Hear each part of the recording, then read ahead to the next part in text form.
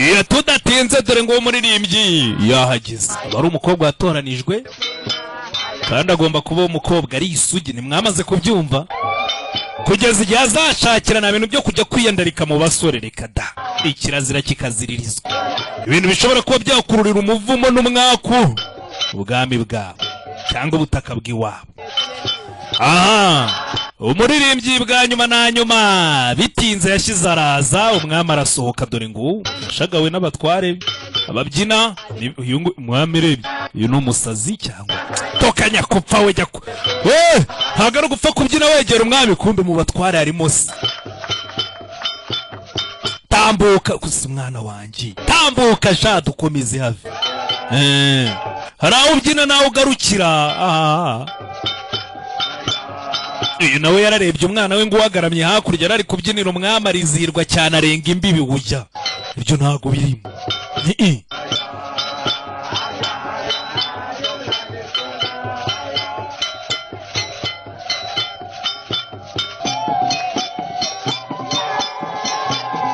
No munsi w'umuganura ni cyagiye nyine baba bizihiza ibyeze, umusaruro ko wabonetse, banashimira Imana. Ni umuganura mu kinyarwanda, ngira ngo ubwo twabihuza n'umuganura kubera ko harya umuganura mu Rwanda mu kwa karindwi hafo ibintu biba byeze. Ngira ngo ibyeze, amasaka yareze barayanitse yarumye, ubundi bagaserebura bakanywa avamo ikigage mu masaka buriya bushera. Numvise ngo no mu Kigande niko babyita ngo ni obusera.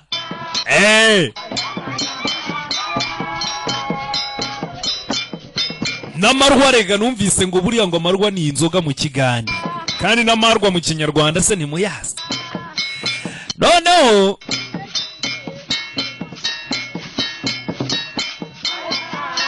iyo ibintu byese rero bagira gutya bakagira umunsi mukuru. Ya masaka nimba bari buyasikemo urubetezi bagabetera urwagwa, icyo gihe bariho ibintu ni mu gihe cy'impeshyi nyine, ubundi umuganura ukaba. Iyo umuganura rero ubaye akenshi aba ari gahunda yo kwizihiza ibyeze.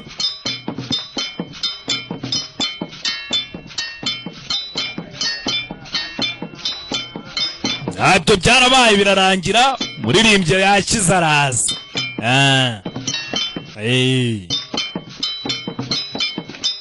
Babwo umugisha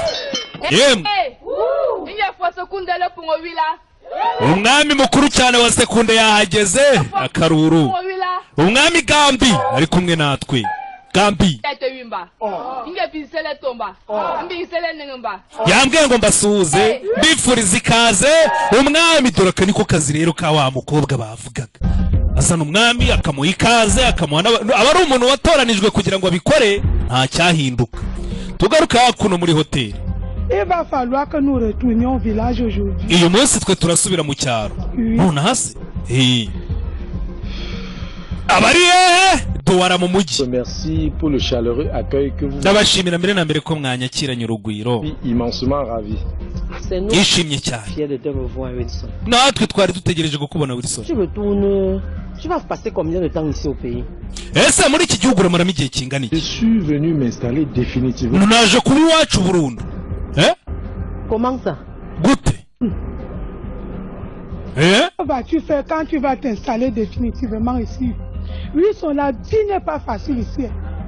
Ntabwo ibintu byoroshye Wilson mwana wanjye. Où te trouver du boulot? Aho uzakura akazi? Mama asimbaji Eva. Umva ibyo mama wakubwira. Pas facile ici. Ntabwo hano muri iki gihugu cya Cameroon ibintu byoroshye wakwisubiriye i Burayi. C'est ici que je me sens utile maman. Ntabwo ariko niho numva mfite akamaro mama. Mettre en application ce que j'ai appris en Europe. Niho numvaga nari ngiye gushyira mu bikorwa ibyo nigiye i Burayi. Nanjye gateza igihugu cyacu imbere. Définitivement ici. Niyo mpamvu naje kuba ngaha burundu. Oya. Wilson. Pourquoi tu retournes en France? Ni ngombwa usubire mu Bufaransa. Pas ici. Apana hano rwose, hano nta buzima buhari. Subira mu Bufaransa. Yaravuga ati narize ndagira ngo ibintu nize nze mbishyire mu bikorwa hano mu gihugu cy'iwacu. Hano nta kazi. Ababyeyi baramugira inama, hano nta kazi. Subira mu Bufaransa ujye utwoherereza ku mafaranga. Dore ni icyo Afurika izira.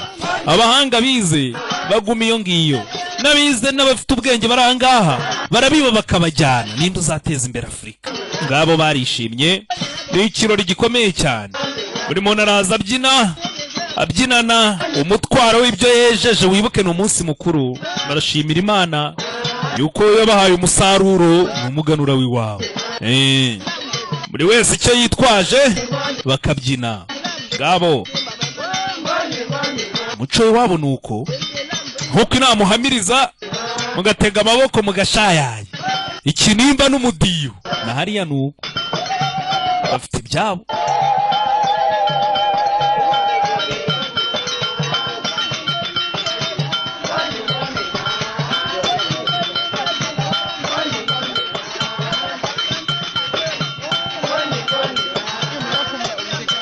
ni ugucinya akadobo buri wese azanye icyo yejeje batura umwami. Nanone ni ukumutura nk'ikimenyetso cy'uko umusaruro wabonetse. Ntabwo ari umusoro, ntabwo ari iki, ntabwo ari amaturo yayo. Ni uko umusaruro wabonetse. Umunsi mukuru umwami yarawusibye abuze gatoya, bazana hakuno.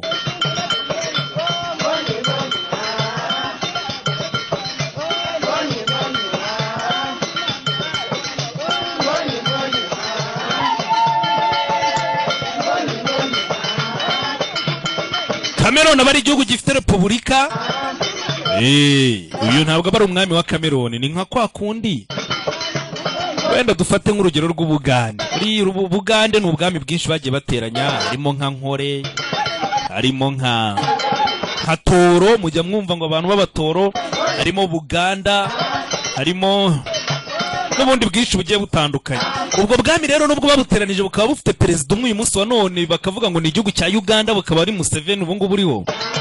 Ariko ubwo bwami bateranije akenshi uragenda ugasanga baracyafite abami babo. Simujya mwumva ngo Kabaka, buri ubwo bwoko nagiye mbabwira n'ubundi nyine bagiye bafite abami babo. Ariko abo bami abaturage babo baba babemera, banabashyira amaturo, banabubaha. Ariko nanone igihugu muri rusange ubwo bwami bakusanirije hamwe bukagira repubulika. Gusa nanone umwami ashobora kuba afite ijambo ku baturage be ku buryo yanabagumura biramutse bibaye ngombwa. Ariko nanone ni ijambo ku buryo abativanga muri politike y'igihugu muri rusange, ariko bafite ijambo ku bamwemera. Naba rero ntimuze kubyitiranya ngo mugire ngo hari igihugu muri Afurika kigifite abami. Uyu ni umwami w'agace ke. Sekunde nk'uko babivuze, simbizi neza nzabibarebera niba muri Cameroon koko ubwo bwami cyangwa se abo baturage bahari bitwa gutyo. Ariko Cameroon igira perezida, hari ubu perezida wabo ninde? Paul Biya. Ni umusaza. Ni Paul Biya ndakeka. Abangaba rero bari ubwami buto buto n'abatware be, mbese basa nk'abahagarariye umuco kugira ngo umuco w'agace kabo nyine w'agace kabo utazacika. Ton attitude me dégoûte. Wangu imyitwarire yawe imaze kundambira. Wapi rwose ubu nta bushuti bukirimo.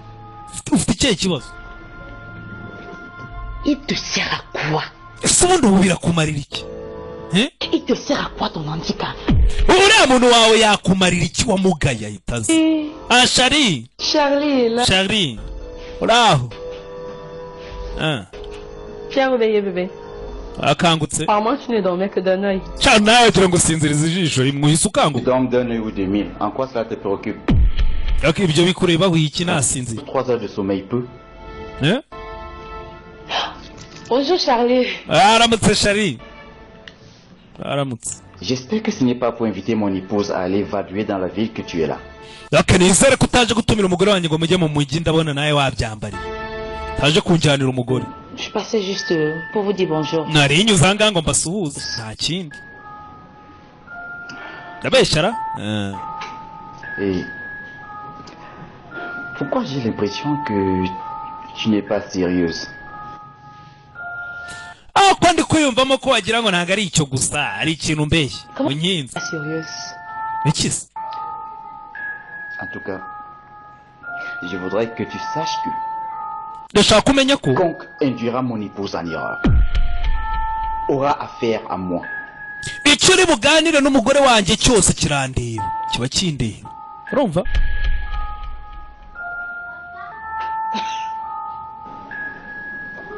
Ibyo uvugira ngaha cyangwa ibyo uhuriyeho n'umugore wanjye biba bindeba. Cyo biraba birarangira twigarukire kuba ari hehe umunsi mukuru. Akaroro barakamuha. umwami niba ari impundu reka tuvuge gutyo simbizi ko babo babyita usindura uko byamera kose. Je vais d'abord remercier les vaillantes et laborieuses femmes de Soukoundé. Ragira ngo mbere na mbere nshimira abagore banga mu gihugu cyacu. Tourner et retourner la terre pour remplir les greniers de Soukoundé. Bagenda bagahinga ubutaka bakabuhindura bakabuhindukiza ariko ibitani cyangwa se ibitebo byacu bikuzura umusaruro. À tous de manger à satiété tout au long de cette année. Tukaba dufite ibyo turi buze kurya ati tukabona ibyo turya muri uyu mwaka wose ku isane yacu akaba ari cyo kurya. Tubashimire. Remercions grandement Dieu de Soukoundé. Dushimira by'umwihariko Imana yacu. Puis de mes ancêtres. Ndetse n'abakurambere. Ceux-là même qui ont donné la force à ces vaillantes femmes. Hari nabo baha imbaraga abo bagore bacu badasanzwe kugira ngo bakore ibyo byose. Abakurambere ndetse n'Imana. En cette occasion, kubw'uwo mwanya rero prions les dieux de Soukoundé. Nagira ngo mfate umwanya dushimira Imana y'iwacu. Pour plus de bénédiction. Tunayisabe. Plus de prospérité. Komeze duhe umugisha, komeze duhe umusaruro. Nous n'allons pas seulement manger le maïs, la patate, les tuzakomeza et autres. kurya gusa ibigori, ibikoro n'amateke. Et flirter avec des nouveaux goûts. Rwose Imana ibijyemo iduhe n'ibindi bintu bitandukanye turya n'ibindi bintu bitandukanye. Byasaba Imana. Femmes de Soukoundé, nos ancêtres vous ont fait don de l'esprit de diversification. Bagore ba Sekunde biwacu mbesu. Imana yaduhaye utandukaniro n'ibintu byinshi bijya bitandukanye tugomba gukoraho tukagira umusaruro utandukanye. Comptez sur moi. Ikindi namwe icyo muzakenera nzaba mpari. Muzambaza. Ibyo biraba birarangira. Gassa, quelque chose à boire? Non, chérie, c'est bon. Chérie. Oui. C'est qui la femme blanche avec qui tu es? Uriya mugore w'umuzungu nabonye muri kumwe n'indi. C'est une Européenne qui tient à visiter le pays. Uriya ni umuzungukazi w'i Burayi wavuze ngo arashaka gusura igihugu cyacu. Elle a choisi la meilleure destination. Yahisemo neza gusura Afurika kabisa ukaza muri Cameroon. Buriya uzi ko bavuye w'u Rwanda. Cameroon ari cyo gihugu. Niko yavuze. J'espère qu'elle va aussi assister à notre mariage. Nizere ko azadufasha mu bukwe bwacu. Zabuta. Je l'espère aussi. Nanjye ndabyiteze. Kandi daruru rugabo ntago ruramubwiza ukuri uriya ni umugore yazanye yarongoreye i Burayi. On va passer la nuit ici ensemble. Ariko iri joro ndetse tukarara na. Trop envie de toi. Ese uko yari yashize ave. Kumva urugabo rufite umugore. Il faut que tu rentres au village avec Tantine. Niyandagira ngo turivuye gusubire mu cyaro na Tantine na mama. Nous parlerons plus sereinement de notre avenir. Tuzaganira nyuma ukuntu tuzaza mu cyaro. De remercier le bon Dieu pour tout ce qu'il fait pour nous. Ndashimira Imana ukuntu yakwitayeho. Il t'a gardé jusqu'à moi. Yarakurinze mpaka urangarukira. Il ne nous reste plus qu'à réaliser nos vieux rêves. Imana rwose ndabona inzozi zacu kumva urugabo do urabizi rwarongoye kera. De notre famille. Tugiye gufonda, tugiye gushinga umuryango wacu. Afurika se ko umuntu arongora n'abagore barenze umwe umuntu yanabiku uwa batatu. Kuba ufite amafaranga yawe. Afurika yarahindutse mw'abantu ntimukabona abantu batakirongora abagore benshi ngo mugireho. Abana bane wabishyurira minerivare.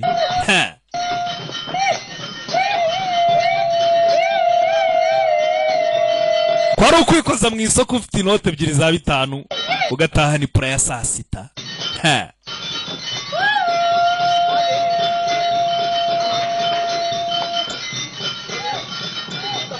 Ngabo barabyina nguwo la reine mère niko bamwise.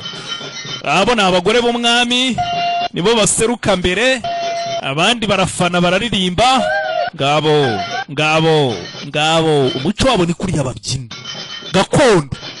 Ngo rero ibindi ni mubimbaza ugeranije n'ukuntu mu Rwanda tubyina murabibona ko tubarusha cyane. Ngabo baraserukana abagore b'umwami bambaye ibisa. Ngabo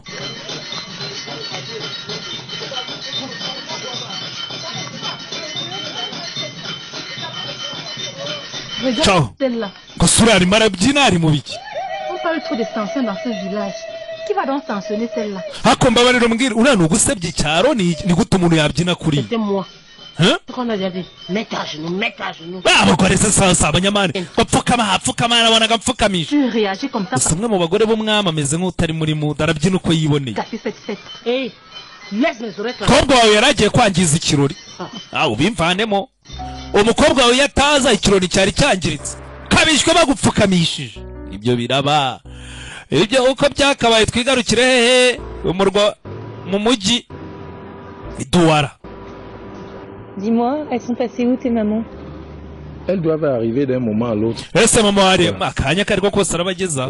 Elles rentrent au village aujourd'hui. Uyu munsi Elles rega veulent rentrer reprendre leur activité agricole. barasubira mu cyaro baba bafite ibintu bagomba gukora by'ubuhinzi. Ta fille, qui Connaissez. est qu'elle, c'est qui? Uriya mukobwa uri kumwe n'ababyeyi bawe ninde?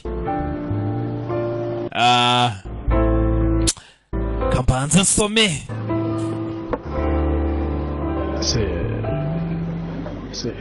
C'est une fille avec qui j'ai flirté par le passé avant d'aller en France. Nta umukobwa twakanyije mbere yuko njya mu Bufaransa kwiga. Et une fille avec qui tu as flirté Umukobwa avant d'arriver en France mwakanyujijeho vient t'accueillir à l'aéroport. akaba yazanye n'ababyeyi ku kibuga cy'indege kukwakira. Comprendre là. Nshaka kusobanurira. Et tu sais, Urumva en Afrique, muri Afurika même quand vous avez arrêté toute relation avec une femme, umuntu niyo nta kintu mwaba mugipanga c'est quand même de bons amis. ariko nyine muba mukiri inshuti. Afurika rega niko tumera. Je te dis ça. abanye bose ukavuga ko baturuje iterambere hatangiye kumutuba. Uyu Afurika yo mu ex wawe muba mukiganira cyane ngo niko bigenda. Arara muzungukazi nawe yabibonye turiya mukobwa. Longo vie à sa majesté Ngambi Atatito Limpo. Urakabaho cyane Nyagasani Ngambi n'ibindi n'ibindi. Afite amazina maremare. Mwami w'abana. Bravo.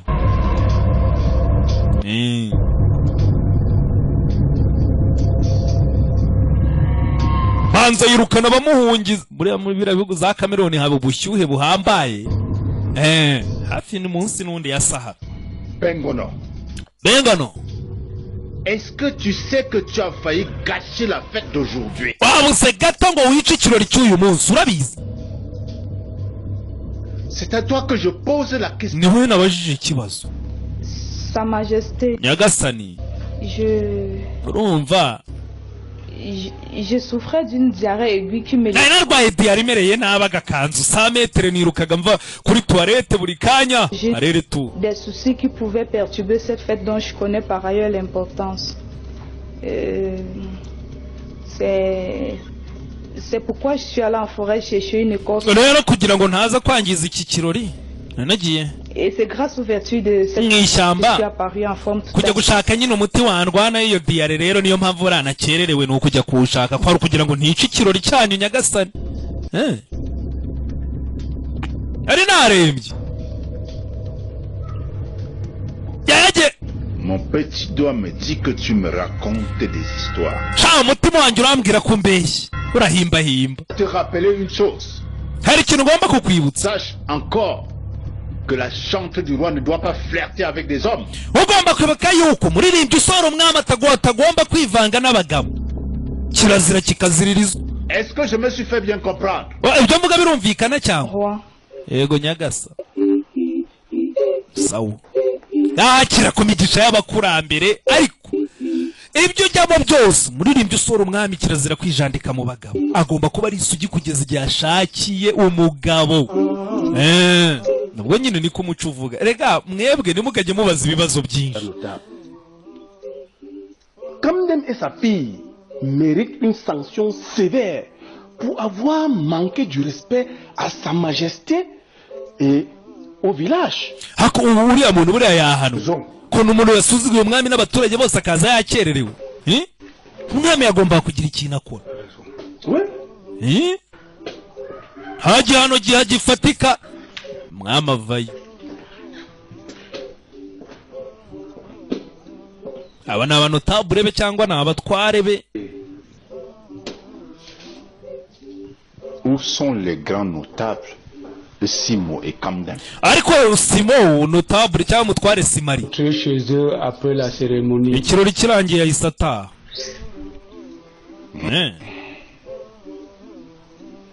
Notable Mitumba. Notable Mitumba. Pendant que j'y pense, qu'attends-tu pour nous apporter la chèvre que nous exigeons de toi? Uzatuzanira ihene ryari twagutumye naguciye amande.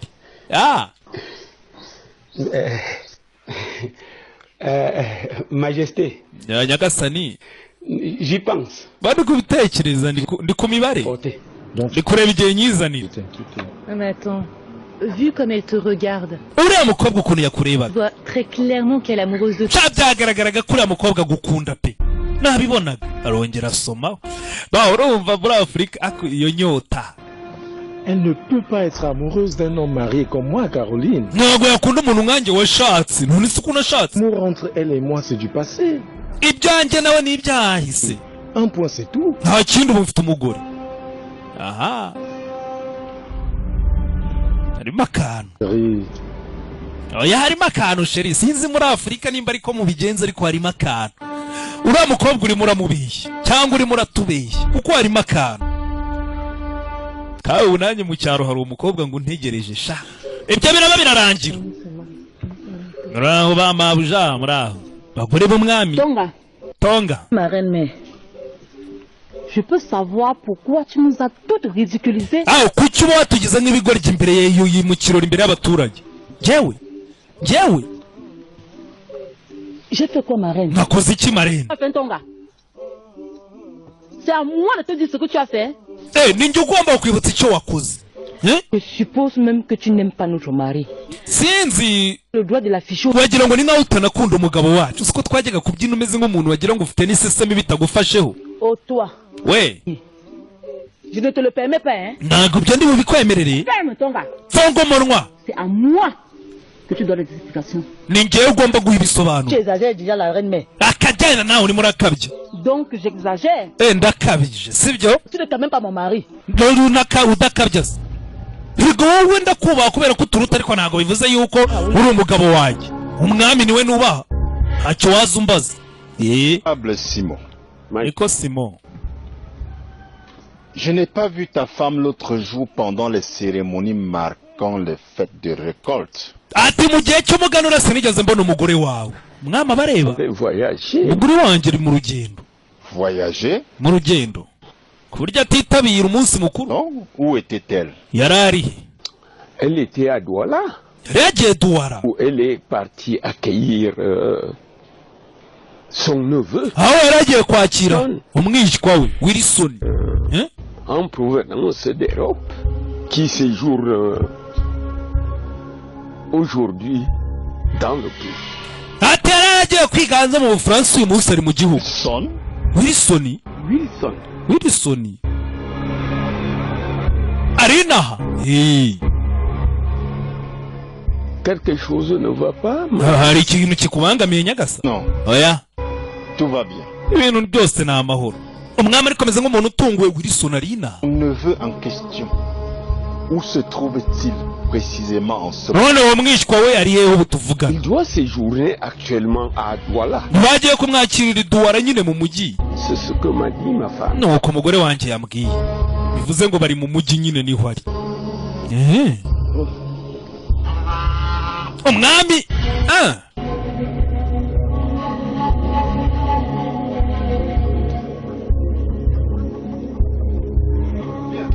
ntaye nk'umuntu utungwana baza mu tubazo. Barakomeza umwami abazembagira mu ibwami agorora amaguru. C'est ton mari Tonga. Ntabwo ndi umugabo wawe Tonga. Ni kuvuze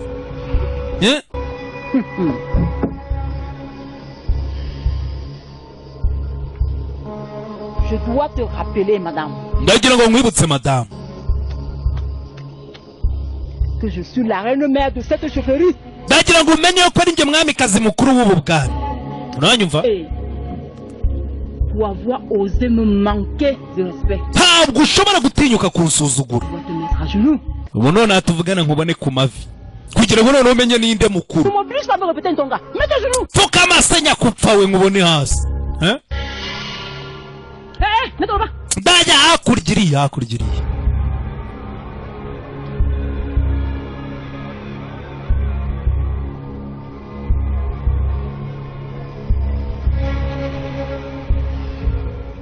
tu passeras la journée dans cette position. uramara umunsi wose upfukamyeho aho ngaho urumva asoni tugende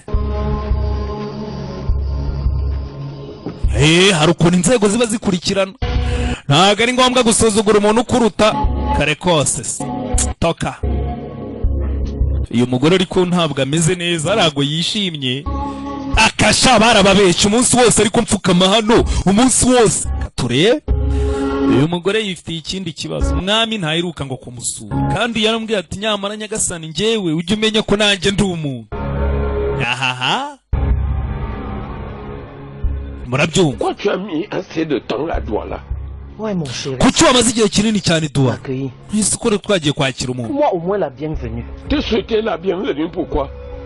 tujya kumwakirira iki Admissible que la femme d'un notable de mon rang ntabwo byemewe soit absente à la place de ses... yuko umugore w'umutwaro uri ku rwego nk'urwanjye abura ku munsi mukuru nk'uriya ukomeye w'umuganura Ça fait 6 ans que mon neveu... imyaka 6 mwishywa wanjye ntamubona Nous étions tellement contents de le voir. twari twishimiye kumubona turamuganiriza Il faut me comprendre. nanjye ndagira ngo nyumve impamvu natinze Te comprendre. mwumve Tu vas laver la souillure et la honte que j'ai eue. uzi isoni ibibangaro nagiriye ubwami kubera ko umugore wanjye atari ahari bajya bamfata nk'umuntu umugore wasuzugura imico Pas manger ta nourriture pendant 1 semaine. kubw'ibyo nguhaye igihano ndamara icyumweru cyose ntarya ibiryo byawe ubyirire uze yacaho icyumweru cyose nakora mu biryo nzajya ntekera iki nzajya ntekera ndi mugabo wakoze ikihe cyawe ngati nari nagiye kwakira umwishywa wanjye yarashize imyaka 6 nari mukumbuye nagezeyo ndatinda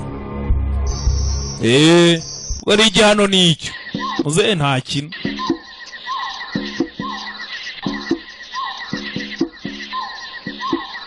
Écolier qui va pour l'école, 1, 2, 3, chant. hakuno rimwe kabiri gatatu twagiye abana bararimba ni ku ishuri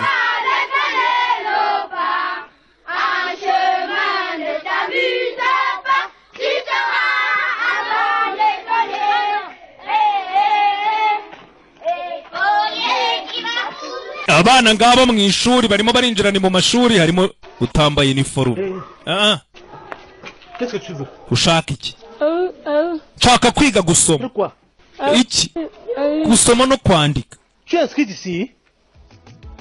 yandikisha wiga Allez, rentre chez vous. subira iwanyu toka ndashaka no kumenya gusoma no kwa ubundi ibyo byakabaye uburenganzira bwa buri muntu akuze isi tugezemo ko utazi gusoma no kwandika uzi ko ntiwabona perime utazi gusoma no kwandika ntiwanyura ku cyapa ngo usobanukire ntiwanyura ahantu hari ibintu bari kwamamaza ukeneye ngo ubimenye ni ukuri umuntu wese afite ubwo burenganzira ndetse by'umwihariko aba bantu babana n'ubumuga kubera ko buriya umuntu ashaka kudatungwa n'imbaraga z'umubiri we n'amaboko ye ariko agatungwa n'ubwenge bwe ubuse kuba ndi gusobanura filime mugira ngo bisaba amaboko cyangwa amaguru niyo umuntu yaba yaramugaye yakwicara agasobanura ariko agasobanura kuko asobanukiwe basi yize aha madamu yagize gutya arakira arataha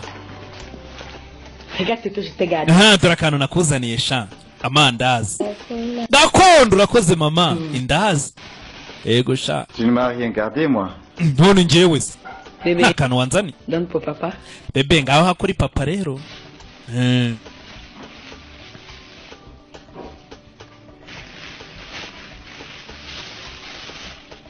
Merci, ma fille. urakoze mukobwa wanjye tufaranga hakuno tubarira ku kagozi kadafino nabonye ijya kubara amafaranga akabanza agacira ku ntoki Non. igikabyo Seulement mon argent pour voir la recette de... ngaho dore utu ni two dufaranga ubundi kubara nsigaranye ngo ndebe Quand je vois tout cet argent, je sens que le marché était bien. mbonye ayo mafaranga ubanza ku isoko bigenda J'ai seulement eu un bénéfice de 1700. iki se uko inyungu isigayemo ari 1700 Il est resté 1500. rero nayo ubwo naguze amandazi dusigaranye 500 1500 Tu as raison.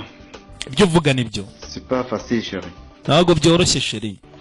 Je me demande bien, avec une recette de 1500, comment allons-nous pouvoir manger dans cette maison? Ndibaza. Payer la location. Icyatanu turayaryamo. Twishyura inzu. Et assurer l'avenir de notre progéniture. Tunarebe ngo ibyazazaho umwana wacu. Ubu koko ibi ni iki? Nta kintu turiho mugabo. Ntacyo. Ça vaut plus la peine de vivre avec moi. C'est ce que tu veux me dire. Biragoye cyane kubana nanjye nicyo ushaka kuvuga. Nta kintu umaze. Aha. Twigarukira hakuno mu mujyi Douala. Douala ni umujyi mwiza. Ni nawo mujyi munini muri Cameroon. Nubwo Yaoundé ari wo mujyi uba mu butegetsi. Ariko buriya Douala iruta Yaoundé. Hakuno. Bituriye mu mujyi. J'attends toujours que tu m'annonces la bonne nouvelle. Hako buri gihe manegereje kuma amakuru meza. Nta kintu mbwira. Tuza George. Je t'ai envoyé quelque part avec un colis, non? Hako nakoye naguhaye kuriye naguhaye ubutumwa ngo njyanire. Ah oui, le paquet. Ndabyibuka ubutumwa bwawe. J'ai reçu le cadeau. Narabujyanye. Je te l'ai dit. Ton problème va se résoudre. Elle va t'aimer. Ariko aragukunda uriya mugore niko akunda abagore baba bashaka kubanza kwikakaza. Donc très contente. Tu as déjà vu quelqu'un qui peut refuser de l'argent dans sa situation à elle là? Tu veux... Ariko uriya mugore urumva yakwanga amafaranga n'ibibazo afite kandi yarayanze. Beaucoup de points. Umva. Je vais dire que le travail a été effectué à 75%. Akazi navuga ko kagezweho kuri 75%. Uwo mugore ni uwawe. Moi aussi. Ariko njyewe nanjye uba ugomba kunyibuka. Qu'il n'y a pas de travail sans salaire. Njye se ubu nakazi ngira kuba nzangangirwa nawe nkubwira ibyo umugore wawe ukunda. Non, non. Oya simvuze ko nta kazi ugira wabuze ibyo ukora. Ukwirirwa bakura umugabo reka nawe reka nkumenyere. Akira. Umugabo amafaranga arayafite aranazinguka. Gusa uyu nawe aramubeshya. Umugore. Avec ça, considère Irène dans ton lit. Kuva aya mafaranga. Ushaka kuvuga ko ubu ngubu umugore ari uwawe. George ngiye kubijyamo umugore ni uwawe. Urabona ahantu batsimba ni hariya bajura mu bibone nta handi hantu ugomba kujya gushakira mu gihe cyose. Simba ari yakara. Ma copine, nous continuons d'attendre que tu nous donnes les news de Douala. Umva twari dutegereje ko duha amakuru meza rero. Mugabo mwarahuye. Maman. Nico. Il faut seulement qu'on t'attache pour que tu nous dises comment s'est passé à Douala. Ntabwo usuri buze kutubwira ibyabaye Douala ko mbona wicecekeye. Umva. Tout ce que je peux vous dire c'est que Wilson est encore devenu très beau. Njye nta kintu nigeze mbona muri uriya mujyi ahubwo Wilson ukuntu yabaye mwiza. Uzi ukuntu iburayi hatuma umuntu asa neza. Bakuri b'abasore binaha basavi bababeshya bitukuza. Bien sûr. Il est même venu avec une femme blanche. Yazanye n'umugore w'umuzungukazi. Sera sans doute la marraine du mariage. Yarambwiye ngo mu bukwe bwacu ni nawe uzaba marene. Bon ma copine. Guki? Marene? Ma copine. Nshuti yacu. A fait le jackpot. Tu parles. Connaissez-vous un mariage dans ce village? Mu cyaro cyacu. Marraine une femme blanche. Hari umuntu uzi wigeze ukora ubukwe afite marene w'umuzungu. Marene w'umuzungu wahe. Makuru ntaramugeraho. Buretse wamuhijya avayo muri karitsiye. Kunde avoir pour marraine une femme blanche. Ibaza ko ngiye kurongorwa. Marene wanjye ari umuzungukazi. Muri iki cyaro urabona umuntu umuzungu yataye ubukwe. Hawe. Elimbi. Muraho. Umuntu avuye mu Bufaransa ukaza nawe udona amatopito mu gahanga. We. Gambwa. On me fait très attention. Ungi myitondere ugendere kure. Mon fiancé est actuellement ici au pays. Fiancé wanjye yamaze kugera mu gihugu. Que tu me crées des ennuis. Ni sinshaka uzankururira ibibazo ngo batangire kugira ngo nari mfite undi mugabo ina. Reka da. Katika jina la Yesu ngendere kure. Bye. Reka da.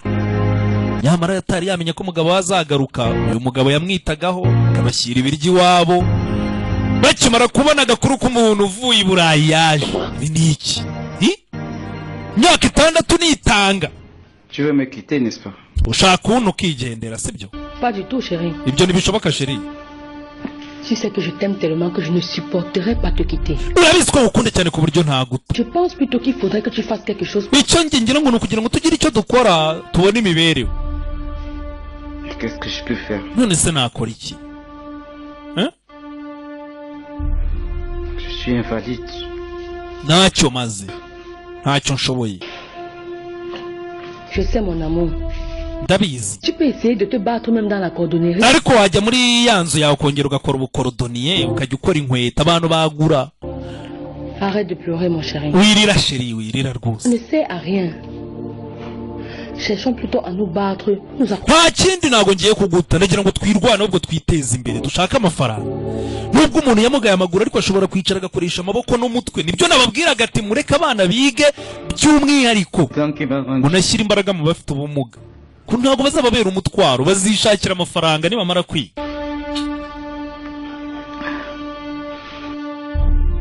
Il me faut de l'argent. Kugira ngo ntangire business biransaba amafaranga. Je demande de l'argent pour commencer une activité. Nta gikorwa na kimwe watangira udafite amafaranga ubwo ni igishoro muri make.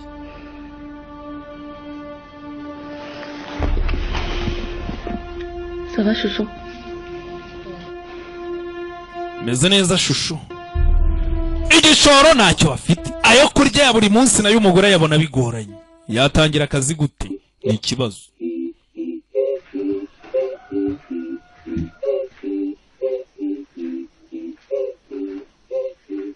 Twikomereza nakubwiye ngiyi ni episode ya 4. Vous m'avez demandé de venir, Sa Majesté. Oui. Ari mwamamagaje ngo nzanganya gasani. Mwe mugiye. Vous pouvez disposer. Mwe muruhutse mu mpakanya. Nganire n'umuntu. Barakoreka dore wa mugore. Uyu mugore wibuke ngo yari yaragiye duhora kujya kwakira nde umwishywa we. Niko umugabo we yavuze. Muzehe Simo cyangwa notable mutware. Qu'est-ce que Wilson est venu faire au pays? Wilson yaje gukora iki muri iki gihugu? C'est des vacances. Yaje muri vacances. Dis que tu n'es pas sûr de ce que tu avances. Bivuze ngo noneho naguze ibyo ari byo. Ici maintenant que pour des vacances. Nise ko baje muri vacances. La période des vacances. Ntabwo turi mu bihe bya vacances ni Burayi. Depuis qu'il est arrivé, on n'a pas eu l'occasion de causer à tête reposée. None se nimba yaje ko yaje nyine twagiye tubona umwanya wo kumubaza. Yaje gusa. De toutes les façons. Uko byamera kose. Quelle que soit la raison pour laquelle il est là. N'impamvu yari yose yatumye aza. Il doit surtout pas mettre le pied au village. Ntabwo yemerewe gukandagiza ikirenge cye muri iki cyaro. Ici au village. Agumiye ngiyo mu mujyi. Ntakandagira. Nimba afite icyo kibazo sinzi. Nimba afite ikintu umwami sinzi. Ville. Le temps de son séjour au pays. Nimba ashaka kuguma mu gihugu agume mu mujyi. Gare à toi. Si je vois les pieds de Wilson ici au village.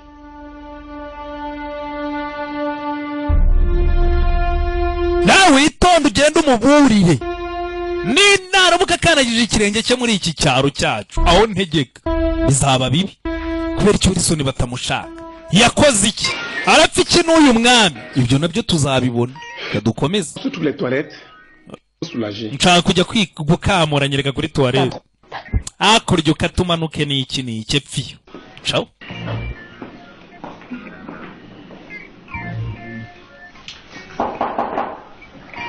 Oui, entrez. Yego ni mwinjire.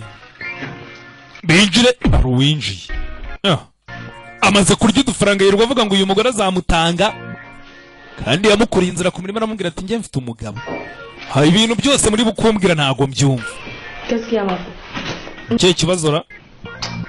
On dirait que ma présence te gêne. Ko wagira ngo kuba njangabira kubangamiye. Chez toi. Icara ntago bimbangamiye. Icara.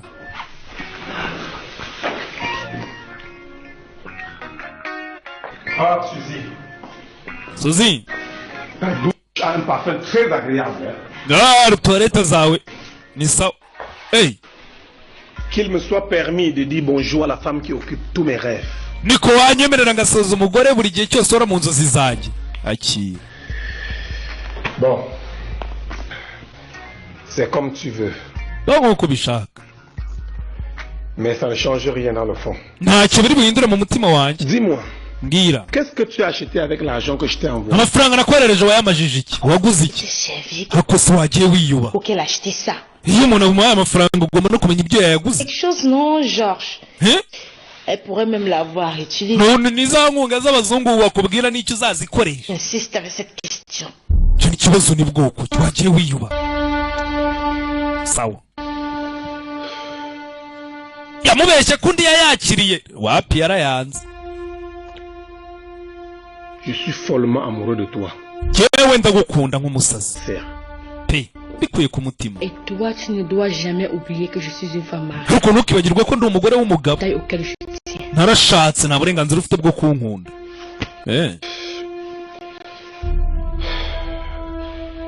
Écoute Irène. Irène ndagira ngo nyumve. Ta situation de femme mariée ne change en rien le fait que je sois fou amoureux de toi. Kuba uri umugore washatse wubatse nta kintu bihindura ku kiri ku mutima wanjye. La femme la plus heureuse de la terre. Ndagukunda ndashaka kugira umugore wishimye kuri iyi si. Rero nubwo ufite umugabo ari ku muntu dufaranga yo kubara amafaranga bimwe bya Kadafi. Nanze agacira ku ntoki. Tiens. Je t'aider. Akira nago wabura icyo tumaza. Iza bitanu murazibonye ziwawe. Yibuka umugabo we. Peine de vivre avec moi, c'est ce que tu veux me dire, monsieur. Amubwira ati ntago gishaka kubana De nanjye. te battre même dans la cordonnerie. Kwagiye ukajya muri cordonnerie byibura. Qui m'a rendu invalide.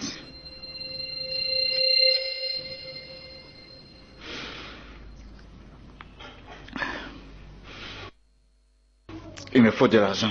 Binsaba amafaranga igishoro. Il faut absolument. Kugira ngo nongere wenda njye gukora inkweto njye mbona ko nabona amafaranga. None bari kumuha udufaranga hano havamo igishoro cy'umugabo tu.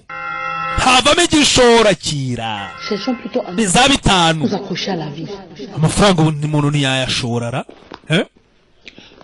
Non, merci. Oya murakoze oya. Besoin de ton argent. Gumana amafaranga yawe. Sinyakeneye. Donne-moi cet argent. Sana amafaranga. Irène, c'est ma meilleure amie. Irene ni inshuti yanjye magara. Pour qu'elle prenne cet argent. Mwihorere buriya arimo arirya ariko ari buze kuyakenera ndabizi. Tu as des principes vulnérables. Afite ukuntu yitwara nyine ntabwo yapfa kwakira amafaranga. Ndaza kuyamuha we ntugire ikibazo. Nimparire. Tu peux considérer qu'elle a déjà pris. We bifate nk'aho amafaranga yayakiriye yayemeye. Urumva? Umuntu aratanga amafaranga ukayanga. Abantu baba batazi gukura.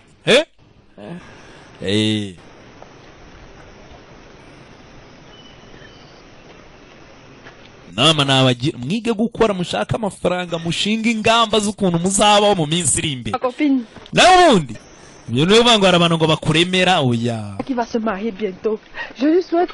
Inshuti yacu kuba bidatinze bigiye gushaka ibintu bigiye kuba byiza. Wilson à gauche, mon fiancé à droite. Ibaze Wilson ari hano ibumoso. Fiancé bari iburyo. Akurumva ukuntu bari abana bagiye kuba babayeho neza sha. Umuntu uvuye i Burayi. Quand même demander à Angassa de ne pas se sentir heureuse de savoir qu'elle va enfin se marier.